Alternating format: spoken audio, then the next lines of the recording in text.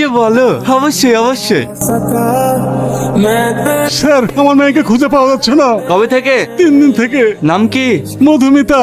বয়স? 21। 21?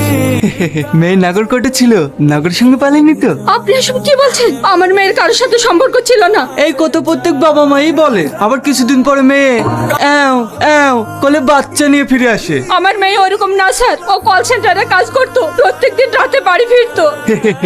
রাত্রে?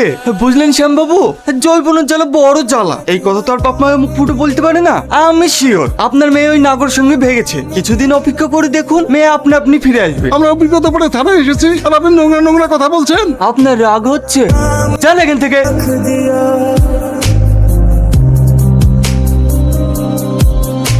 বুঝলেন শ্যামবাবু, পীড়িত হচ্ছে বড় কঠিন জিনিস। এনজয় করবে ছেলে মেয়ে, আর কেঁদে বেড়াবে তার বাপ মা, আর যত জ্বালা শালা সব পুলিশের।